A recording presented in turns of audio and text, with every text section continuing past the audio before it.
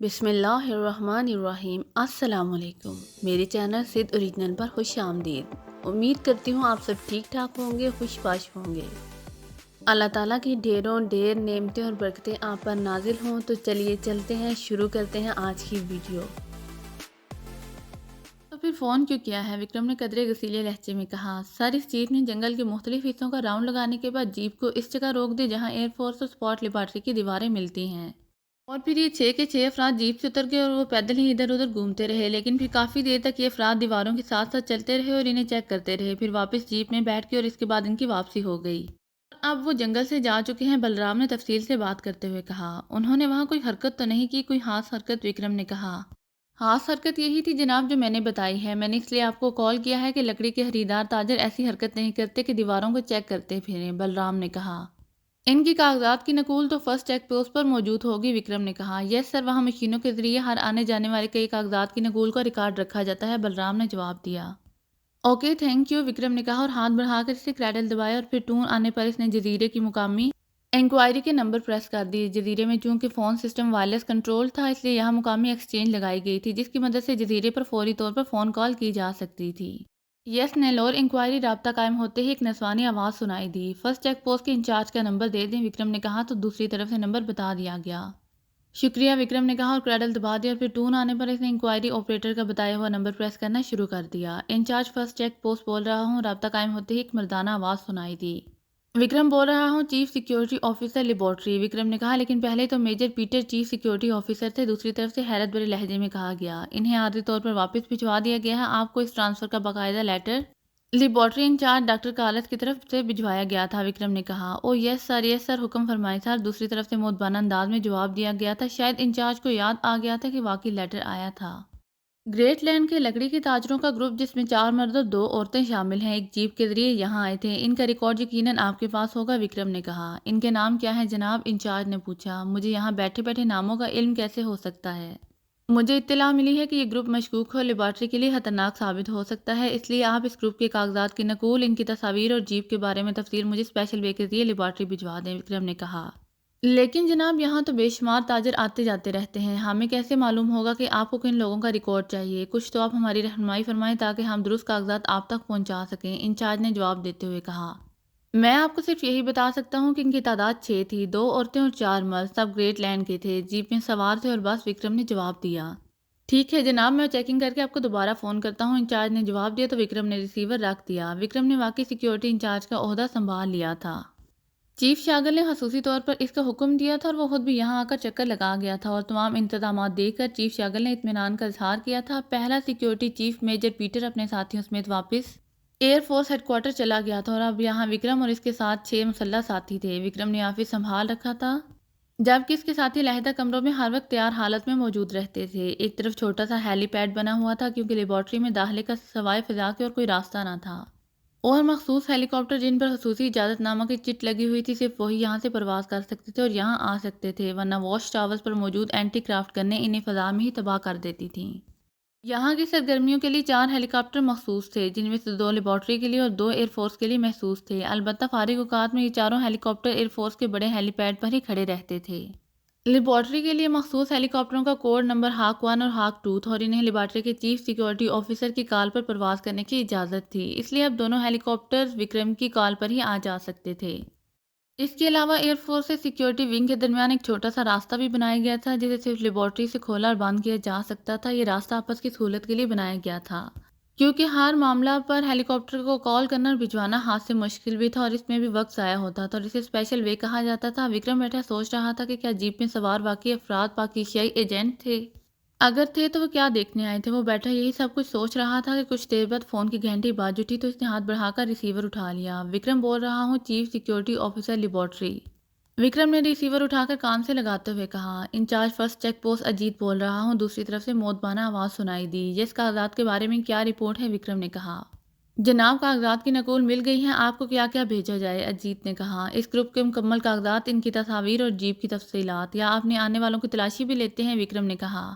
Jeep کی تلاشی تو لی جاتی ہے، لیکن معزز افراد کی جسمانی تلاشی نہیں لی جاتی، اجیت نے جواب دیتے ہوئے کہا۔ تو جیپ کی تلاشی کا کیا رزلٹ رہا؟ وکرم نے پوچھا۔ اس بارے میں کوئی رپورٹ نہیں ہے، اس سے ظاہر ہوتا ہے کہ کوئی مشکوک چیز تلاشی کے دوران نہیں ملی، انچارج اجیت نے جواب دیا۔ اوکے، ان کے کاغذات اور تصاویر کی نقول کی ایک کاپی اسپیشل وے سے مجھے فوراً بھجوا دیں، وکرم نے کہا۔ یس سر، میں ابھی بھجوا دیتا ہوں، دوسری طرف سے کہا گیا، اور اس کے ساتھ ہی رابطہ ختم ہوا تو وکرم نے ریسیور رکھا اور پھر ساتھ بڑے انٹرکام کا ریسیور اٹھا کر 2 نمبر پریس کر دیے۔ یس باس، دوسری طرف سے اس کے اسسٹنٹ کی آواز سنائی دی۔ کاسٹم فرسٹ پوسٹ سے ایک لفافہ اسپیشل وے کے ذریعے بھجوایا جا رہا ہے، جیسے ہی وہ آئے تم نے فوراً اسے میرے آفس لے آنا ہے، وکرم نے کہا۔ یس چیف، دوسری طرف سے کہا گیا، اور وکرم نے ریسیور رکھ دیا۔ پھر تقریباً 1 گھنٹے بعد آفس کا دروازہ کھلا اور ایک نوجوان اندر داخل ہوا۔ اس کے ہاتھ میں ایک لفافہ تھا۔ آ گیا ہے یہ، وکرم نے چونک کر کہا۔ یس پاس، ابھی آیا ہے، آنے والے نے جواب دیا اور ساتھ ہی لفافہ وکرم کی طرف بڑھا دیا۔ اوکے، تم جا سکتے ہو، وکرم نے لفافہ لیتے ہوئے کہا اور نوجوان سلام کر کے واپس چلا گیا۔ لفافہ سیل تھا، وکرم نے اسے کھولا اور اندر موجود کاغذات اور تصاویر باہر نکال کر انہیں میز پر پھیلا دیا۔ پہلے تو اس نے تصویریں دیکھیں، یہ 2 عورتیں اور 4 مردوں کی تصاویر تھیں اور یہ سب یورپی نژاد تھے، البتہ ایک تصویر پر وکرم کی نظریں جمی ہوئی تھیں، کیونکہ اس آدمی کا قد و قامت بالکل عمران جیسا تھا۔ کاغذات کے مطابق مرد گریٹ لینڈ کے لکڑی کے بڑے تاجر اور عورتیں ان کی سیکرٹریز تھیں، لیکن ان مردوں کے قد و قامت فیلڈ کے تربیت یافتہ افراد جیسے دکھائی دے رہے تھے۔ وکرم کچھ دیر انہیں دیکھتا رہا، پھر اس نے فون کا ریسیور اٹھایا اور نمبر پریس کرنے شروع کر دیے۔ یس، رابطہ ہوتے ہی ایک نسوانی آواز سنائی دی۔ وکرم بول رہا ہوں، چیف سے بات کراؤ، وکرم نے کہا۔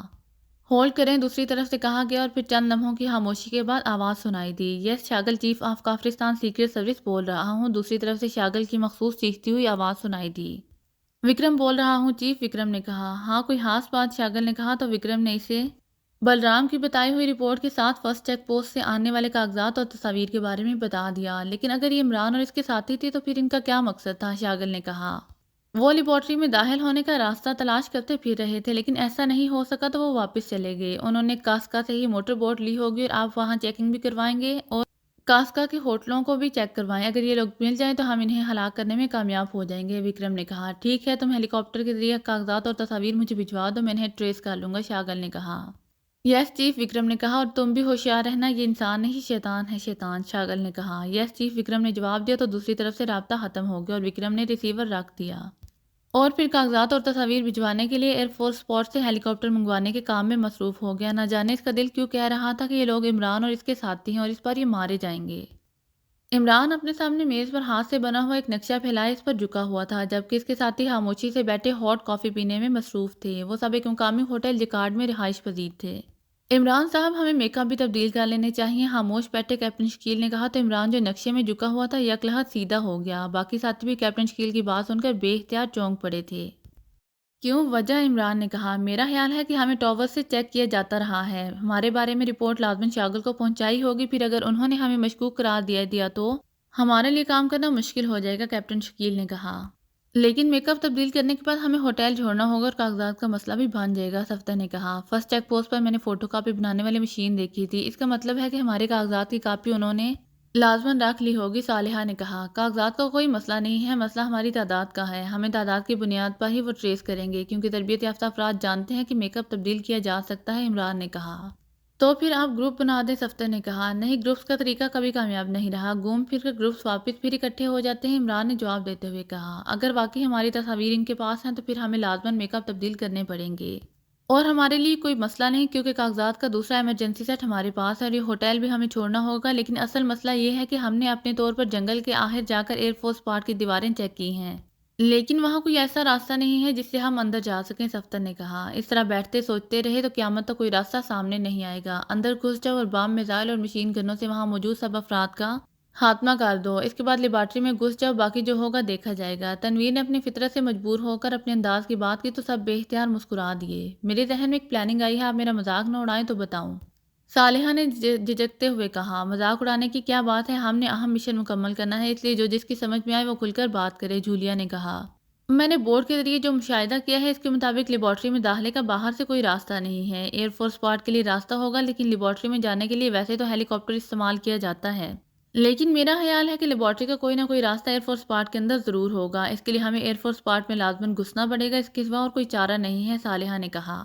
میرا بھی یہی خیال ہے، لیکن عمران کو شوق ہے ڈرامے کرنے کا، اب یہ کئی دن تک نقشے دیکھتا رہے گا، 2-4 آدمیوں کو فون کرے گا، 2-4 چکر جزیرے کے لگائے گا اور آخر کار کرے گا وہی جو میں نے کہا ہے، تنویر نے منہ بناتے ہوئے کہا۔ اگر مشن بدماشی سے مکمل ہوتا ہے تو میں چیف کو کہوں گا کہ تمہاری بجائے 2-4 بدماش سروس میں بھرتی کر لے، عمران نے جواب دیتے ہوئے کہا۔ عمران صاحب آپ کو پہلی بار تنویر کی بات پر غصہ کھاتے دیکھا ہے، صفدر نے مسکراتے ہوئے کہا۔ مجھے غصہ نہیں آیا، میں تو تنویر کو سمجھا رہا ہوں کہ ایسے نازک اور حساس مشن طاقت اور جبر سے مکمل نہیں کیے جاتے۔ لائم لائٹ کا فارمولہ انتہائی اہم فارمولہ ہے، اگر اس کی شہرت ہو گئی تو تمام سپر پاور اس پر ٹوٹ پڑیں گے اور پھر ہمارے ہاتھ کچھ بھی نہ آئے گا۔ پوری دنیا میں اس کی ٹیکنالوجی نہ صرف پھیل جائے گی بلکہ اس کے اینٹی سسٹم بھی تیار کر لیے جائیں گے، عمران نے جواب دیتے ہوئے کہا۔ میرا خیال اب بھی یہی ہے کہ یہ مشن بغیر طاقت کے حل نہیں ہو سکتا، تنویر نے کہا۔ عمران صاحب آپ کے ذہن میں جزیرہ گوم آنے کے بعد کوئی نہ کوئی آئیڈیا تو بہرحال ہوگا، کیپٹن شکیل نے کہا۔ اگر ہوتا تو تم اب خود تک بتا چکے ہوتے، البتہ اب ایک ہی راستہ ہے کہ ہم موٹر بوٹ کے ذریعے لوگارٹ پہنچے، پھر وہاں سے غوطہ خوری کرتے ہوئے نیلور جزیرے کے عقبی طرف سے اندر داخل ہوں۔ پھر آگے جو ہوگا دیکھا جائے گا، عمران نے کہا۔ لیکن اس ٹاپو تک پہنچنے کے بعد جب ہم بوٹ کو خالی چھوڑ دیں گے تو واچ ٹاورز پر موجود لوگ اسے چیک نہیں کر لیں گے، صفدر نے کہا۔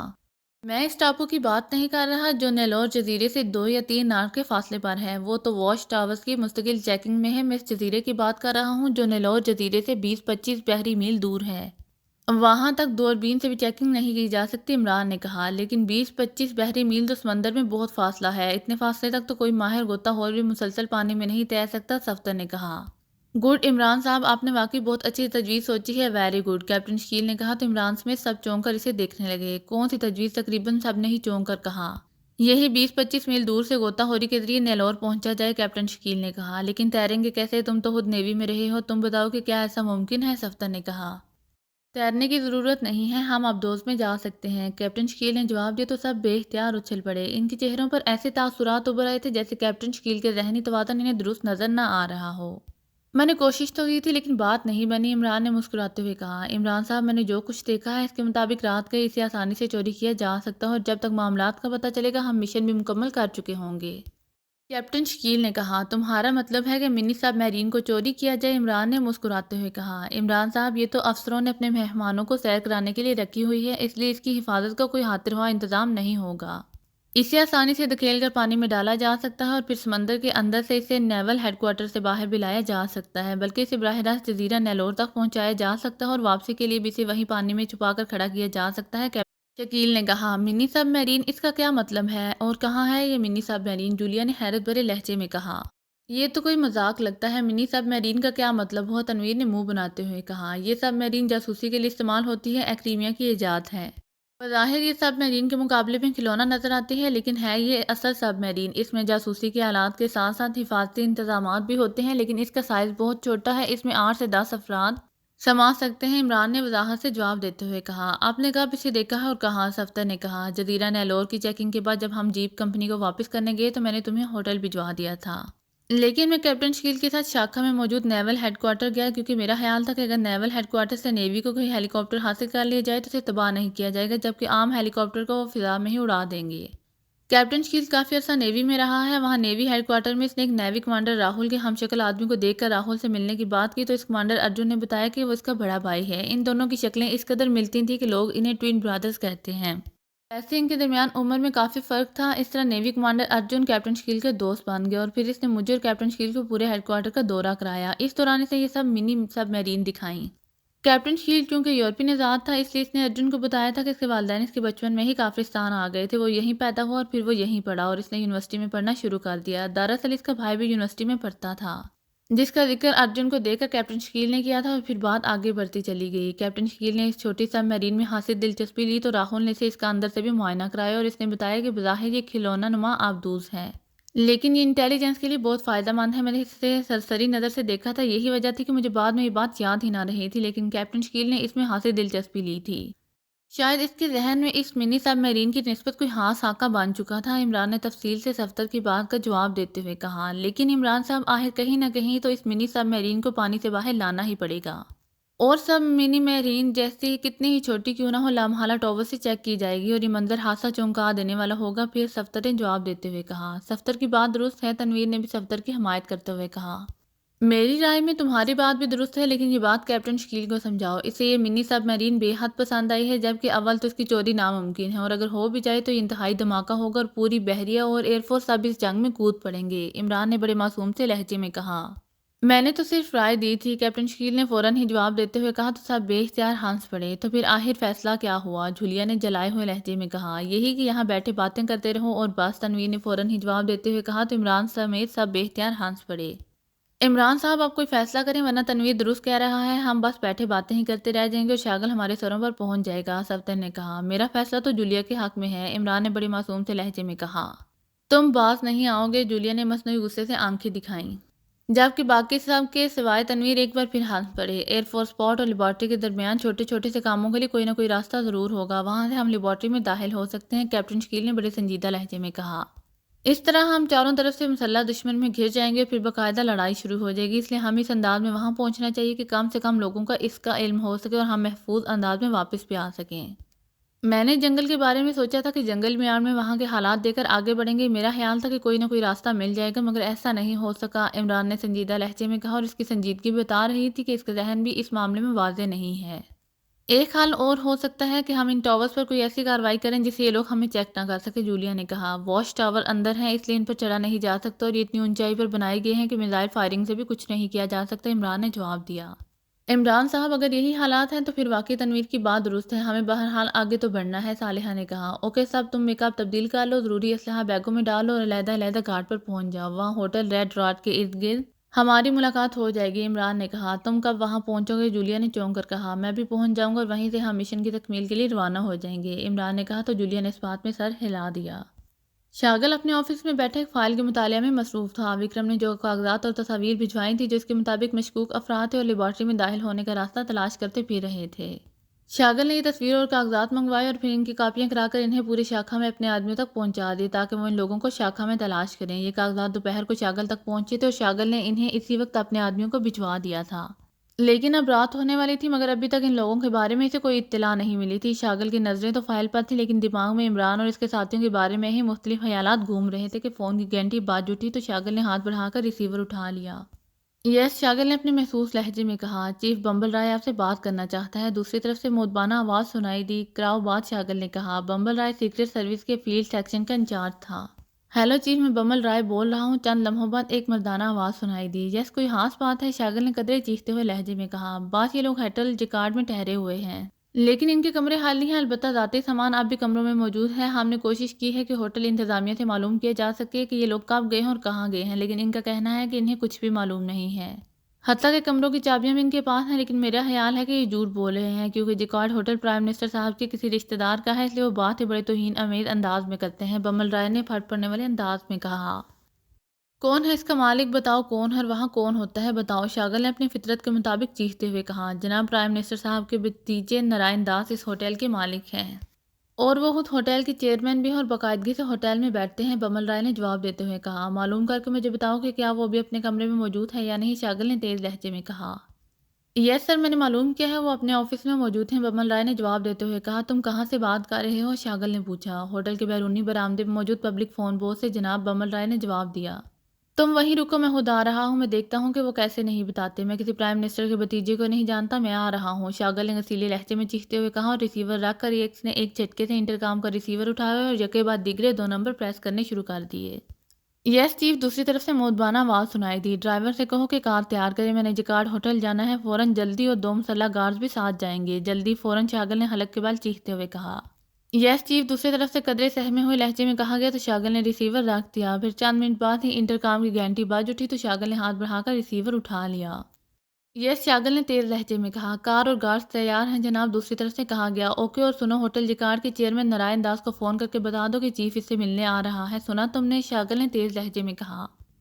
یس سر، دوسری طرف سے کہا گیا تو شاغل نے ریسیور رکھ دیا اور ایک جھٹکے سے اٹھ کھڑا ہوا۔ تھوڑی دیر بعد اس کی کار ہوٹل جیکارڈ کی طرف بڑھی چلی جا رہی تھی، اس کی کار عقب میں آ رہی تھی، شاغل کار میں اپنی مخصوص انداز میں اکڑا ہوا بیٹھا تھا، اس کا انداز ایسا تھا جیسے کار میں کسی نے کوئی مجسمہ رکھ دیا ہو۔ تقریباً پون گھنٹے بعد کار ہوٹل جیکارڈ کی 4 منزلہ عمارت کے کمپاؤنڈ میں مڑی اور پھر چکر کاٹ کر مین گیٹ کے سامنے رک گئی اور پھر باوردی ڈرائیور نے نیچے اتر کر کار کا عقبی دروازہ کھولا اور شاغل اکڑے ہوئے انداز میں نیچے اترا۔ شاغل یونیفارم میں تھا کیونکہ شاغل کا بنایا ہوا قانون تھا کہ کافرستان سیکرٹ سروس کے تمام افراد کے ساتھ وہ خود بھی یونیفارم میں رہے گا تاکہ دوسروں کو پتہ چل سکے کہ وہ کوئی عام آدمی نہیں ہے بلکہ سیکرٹ سروس کا چیف ہے۔ کار پر بھی سیکرٹ سروس کے الفاظ کے ساتھ ساتھ محسوس نشان موجود تھے اور باقاعدہ چیف آف کافرستان سیکرٹ سروس کے موٹے الفاظ بھی درج تھے۔ عقب میں گارڈز کی کار آ کر رک چکی تھی اور باوردی سیکیورٹی گارڈ ہاتھوں میں مشین گنیں پکڑے نیچے اتر آئے تھے۔ مین گیٹ پر موجود دربانوں نے جب یہ سب کچھ دیکھا تو وہ دونوں دوڑتے ہوئے کار تک پہنچ گئے اور باقاعدہ جھک کر انہوں نے سلام کیا کیونکہ وہ شاگل کو پہچان گئے تھے۔ شاگل اکثر ہوٹلوں میں آتا جاتا رہتا تھا۔ شاگل نے درباروں کے سلام کا جواب دینے کی بھی ضرورت نہ سمجھی اور اکڑے ہوئے انداز میں سیڑھیاں چڑھتا ہوا اوپر پہنچ گیا۔